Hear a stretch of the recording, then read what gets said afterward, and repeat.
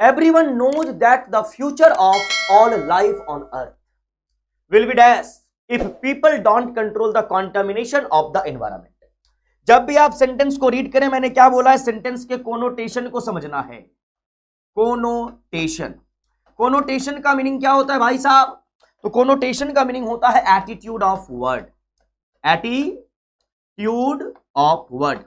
और एटीट्यूड चाहे इंसान का हो या किसी वर्ड का हो, टू टाइप्स का होता है। आपका एटीट्यूड टू टाइप्स का हो सकता है, या तो पॉजिटिव होगा या फिर नेगेटिव होगा। तो जब भी किसी सेंटेंस को आप रीड करें तो आप ये देखने का प्रयास करें ये क्या मैसेज देगा, पॉजिटिव मैसेज या फिर नेगेटिव। बोला गया एवरीवन नोज, हर एक इंसान को मालूम है, जानते हैं, that the future of all life, जितने भी इंसान हैं ऑन अर्थ, पृथ्वी पे, और उनका जो भविष्य है विल बी डैश, डैश हो जाएगा इफ। अब यहां पे कंजंक्शन आ गया। इफ क्या है आपका? कंजंक्शन है। और ये पीपल से अदर क्लॉज स्टार्ट हुआ। अगर मैं फर्स्ट क्लॉज की बात करूं तो एवरी से लेके ये ब्लैंक स्पेस तक फर्स्ट क्लॉज है। सेकंड क्लॉज की बात करेंगे तो पीपल से स्टार्ट होता है और ये इन्वायरमेंट तक जाएगा। और दोनों को कनेक्ट करने के लिए आपका कंजंक्शन इफ आया हुआ है। और आपको मालूम होना चाहिए इफ जो कंजंक्शन है वो कंडीशनल कंजंक्शन है, कंडीशन को रिप्रेजेंट करने का काम करेगा। और जहां पर भी बात कंडीशन की होगी वहां पे कंक्लूजन निकल के आएगा। अगर आप मेहनत करेंगे तो आप सफल होंगे। सफल होना ये आपका परिणाम है, आपका रिजल्ट है। और सफल होने के लिए शर्त ये है, कंडीशन ये है कि आपको काम करना पड़ेगा। तो जहां पर भी कंडीशन को रिप्रेजेंट करना हो तो कंडीशन का कंक्लूजन निकल के आएगा। और यहां पे दोनों बातें हैं। कैसे? बोल रहे पीपल डोंट कंट्रोल, अगर इंसान कंट्रोल नहीं करेगा the contamination of the environment. Contamination word का मीनिंग होता है पॉल्यूशन। ये सब आपको जानना, इसलिए बोलता हूं वोकैब बेहतरीन होनी चाहिए। अगर इंसान प्रदूषण को कंट्रोल नहीं करेगा तो भाई साहब बताइए आगे आने वाले टाइम में हम लोगों की लाइफ कैसी होगी? खतरनाक होगी। तो कहीं ना कहीं कॉन्टामिनेशन यानी कि पॉल्यूशन नेगेटिव है और उसका रिजल्ट जो होने वाला है वो भी आपका नेगेटिव होगा। तो इस ब्लैंक स्पेस में नेगेटिव वर्ड चाहिए।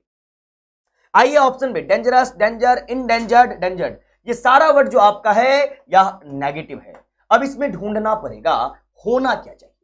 अगर आप डेंजरस वर्ड की बात करेंगे तो देखिए OUS सफिक्स आया है। मैं बार बार बोलता हूं कि वर्ड्स को पहचानना बहुत जरूरी है। यानी कौन सा वर्ड नाउन है, प्रोनाउन है, एडजेक्टिव है, ये जानना बहुत जरूरी है। अगर नहीं जानोगे तो सॉल्व नहीं हो पाएगा। और यहां पे ग्रामेटिकल प्रोफाइल हेल्प करेगा इस क्वेश्चन को सॉल्व करने के लिए। आइए देखते हैं कैसे। वर्ड का सफिक्स यानी वर्ड के एंड में क्या आया है? OUS। दुनिया का कोई भी वर्ड अगर उसके एंड में OUS आएगा तो उस वर्ड का पार्ट्स ऑफ स्पीच या ग्रामेटिकल प्रोफाइल एडजेक्टिव हो जाएगा। क्या बोला मैंने? दुनिया का कोई भी वर्ड अगर उसके एंड में OUS है उस वर्ड का पार्ट्स ऑफ स्पीच एडजेक्टिव होगा। पहली बात तो ये।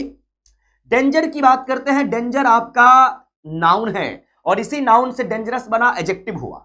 इनडेंजर्ड ये आपका वर्ब है और वर्ब का थर्ड फॉर्म है। और डेंजर्ड कोई वर्ड नहीं होना चाहिए। ठीक है जी।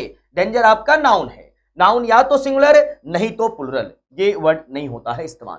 अब आइए देखते हैं, नाउन है, वर्ब है, एडजेक्टिव है और एक वर्ड को हमने एलिमिनेट किया, ये वर्ड होता नहीं है। अब ध्यान से देखना क्या बोला गया, विल बी डैश, ये आपका विल यानी कि वर्ब है और उसके बाद बी का इस्तेमाल किए हुआ। जब कभी भी मोडाल के साथ बी का इस्तेमाल करेंगे तो वर्ब का थर्ड फॉर्म होना चाहिए। जैसे आई कैन टीच यू और इसका पैसिव बनाओगे you can be taught by me, आपको पढ़ाया जा सकता है मेरे द्वारा। तो यहां पे विल बी, यहां पे क्या चाहिए तो वर्ब का थर्ड फॉर्म चाहिए। विल आपका वर्ब है यानी कि मॉडल है, उसके बाद बी आया है तो वर्ब का थर्ड फॉर्म आएगा। और यहां चाहिए मेरे को एक्शन वर्ब का थर्ड फॉर्म। भाई साहब ये तो ऑप्शन ए में एडजेक्टिव हो गया, एडजेक्टिव तो वहां चाहिए नहीं, तो ऑप्शन ए नहीं होगा। डेंजर आपका है नाउन, ये भी नहीं होगा।